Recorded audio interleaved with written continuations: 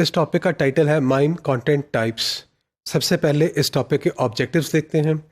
इस टॉपिक को कंप्लीट करने के बाद student will be able to describe the usages of MIME content types. इस टॉपिक में यूज़ होने वाली जो फिगर्स हैं, जो मटेरियल है, they have been taken from the book with the title network security essentials applications and standards. इस book के ऑथर हैं William Stallings and the book was published in 2014। जो माइम कंटेंट टाइप्स है, there are 7 different major types of content. तो आपका जो mime है it supports 7 different types और उसके अंदर फर्दर सब टाइप्स हैं जो इन टोटल कितनी है 15 सब टाइप्स हैं। So in general a content type declares the general type of the data. जो आपका जो कंटेंट टाइप है वो आपका इन जनरल आपके डेटा टाइप को बताता है, और जो सब टाइप है it specifies a particular format for that type of data. पहले नंबर पे देखते हैं टेक्स्ट टाइप। टेक्स्ट टाइप में क्या है? No special software is required to get the full meaning of the text aside from support by of the indicated character set। इसमें जो सब टाइप्स हैं वो कौन कौन सी हैं? पहली सब टाइप है प्लेन टेक्स्ट, और प्लेन टेक्स्ट का क्या है? It's simply a string of ASCII characters और ISO 8859 कैरेक्टर्स। जो दूसरी टाइप है वो है एनरिच्ड सब type which allows greater formatting flexibility. फिर हमारा जो दूसरा टाइप है डेटा टाइप वो है मल्टी पार्ट टाइप। इसमें क्या होगा? It indicates that the body contains multiple independent parts. तो आपका जो मैसेज है उसमें मल्टीपल पार्ट्स हैं और वो सारे क्या होंगे? इंडिपेंडेंट होंगे। इसमें जो कंटेंट टाइप हेडर फील्ड है ये बड़ा इंपॉर्टेंट है, और वो क्या करता है? इट इंक्लूड्स ए पैरामीटर जिसे हम क्या कहते हैं? बाउंड्री इंक्लूड करता है। ये जो बाउंड्री है ये डेलिमिट करती है बिटवीन द बॉडी पार्ट्स, क्योंकि इसमें मल्टीपल पार्ट्स होंगे इस मैसेज में। तो ये इन मल्टीपल पार्ट्स को कैसे आप डेलिमिट करेंगे? With the help of a boundary variable. जो each boundary starts on a new line and consist of 2 hyphens followed by the boundary value. तो 2 हाइफन्स होंगे, उसके बाद बाउंड्री वैल्यू की जो वेरिएबल उसकी वैल्यू होगी। जो फाइनल बाउंड्री होगी it will which indicates the end of the last part, it will also have a suffix of 2 hyphens. तो प्रीफिक्स में भी दो हाइफन्स होंगे और सफिक्स में भी 2 हाइफन्स होंगे। यहाँ पे हम लोगों ने ये ईमेल कंटेंट दिखाया हुआ है, आप देख सकते हैं। पहले हेडर है from this person to this person, subject it's a sample message, MIME version ये पहली फील्ड है 1.0। कंटेंट टाइप, अब आप कंटेंट टाइप को देखें तो इस फील्ड में मल्टी पार्ट स्लैश मिक्स्ड, और बाउंड्री हमने क्या वेरिएबल इनिशलाइज किया हुआ है? Simple boundary. So this is the preamble. पहले प्रीएम्बल आ गया, प्रीएम्बल ख़त्म होने के फ़ौरन बाद अगर आप देखें तो जो बाउंड्री वेरिएबल है उसकी वैल्यू आई है, 2 हाइफन्स हैं followed by simple boundary. Simple boundary हमारे बाउंड्री की वैल्यू थी। उसके बाद this is implicitly type plain ASCII text. उसके बाद जब ये मैसेज पार्ट ख़त्म होगा फिर आपको कैसे इंडिकेट होगा कि आपका पार्ट ख़त्म हो गया? Hyphen hyphen simple boundary. फिर अगर आप देखें content type text plain character set US ASCII, this is explicitly typed plain ASCII text, it does not end with a line break। फिर आपके पास क्या आ गया? Hyphen hyphen simple boundary hyphen hyphen. तो hyphen hyphen simple boundary hyphen hyphen ये आपका क्या indicate करता है? ये आपका लास्ट पार्ट था। अब आपके प्रीफिक्स में भी आ गए हाइफन्स और सफिक्स में भी क्या आ गए? हाइफन्स आ गए। So this is the epilogue, it is also to be ignored. So there are 4 sub types of the multi part type. इस कंटेंट टाइप के 4 सब टाइप्स हैं। Number 1 multi part slash mix type, mix sub type. It is use when there are multiple independent body parts that need to be bundle in a particular order.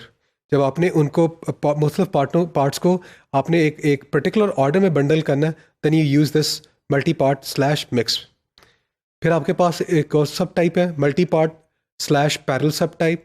The order of the parts is not significant with this type.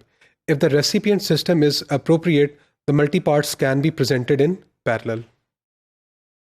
For example, आपके पास एक picture हो सकती है, आपके पास एक text part हो सकता है, तो इन दोनों के को क्या अकम्पनी कर रहा है? एक वॉइस कमेंट्री अकम्पनी कर रहा है, तो that can be played while the picture और the text is being played. तो आप इन पैरेलल दोनों पार्ट्स को दिखा सकते हैं।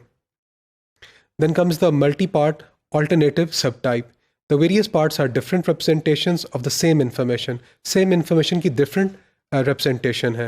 In this subtype, the body parts are ordered in terms of increasing preference. अगर आप देखें हमारी एग्जांपल वही है, फ्रॉम टू सब्जेक्ट। अब सब्जेक्ट हमारा क्या है, formatted text mail, MIME version 1.0। Content type क्या है, मल्टी पार्ट स्लैश ऑल्टरनेटिव। और हमारी जो बाउंड्री है उसको इनिशलाइज हमने किया हुआ है बाउंड्री 42 के साथ, तो हाइफन बाउंड्री 42। उसके बाद क्या आ गया, content type colon text slash plain character set is equal to US ASCII. So plain text version of the message goes here. Then hyphen hyphen boundary 42 content type text enriched RFC 189 text slash enriched of version of the same message goes here. तो दो एक ही information है, same message है, लेकिन दो different representations है। एक text plane है, एक टेक्स्ट enriched है। And finally hyphen hyphen boundary 42 hyphen hyphen which indicates this is the last part of the message. अगर तो आपका जो रेसिपिएंट है it is capable of displaying the message in the text enriched format, it is done. Otherwise the plain text format is used. तो increasing जो preference है वो increasing order में है, फ्रॉम टॉप टू डाउन। फिर हमारे पास multi part digest sub type आ जाती है। It is use when each of the body parts is interpreted as an RFC 5322 message with the headers. This sub type enables the construction of a message whose parts are individual messages. तो आप individual message को उसको लेके आप क्या कर सकते हैं, you can construct a new message with the help of this type. फिर हमारे पास content number 3 आ गया, message type. Message type provides a number of important capabilities in MIME.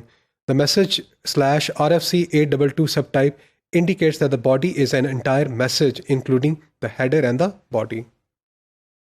Message slash partial subtype, it enables the fragmentation of a large message into a number of parts which must be reassembled at the destination. तो हमारे पास fragmentation जब अकर होती है तो हमारे पास 3 parameters required होते हैं। एक तो आईडी है which is common to all the fragments of the same message. फिर हमारे पास सीक्वेंस नंबर है which is unique to the each fragment, and then the total which represents the total number of fragments. फिर हमारे पास message slash external body sub type आ जाती है। This indicates that the actual data to be conveyed in the message are not contained in the body. So the body contains the information needed to access the data.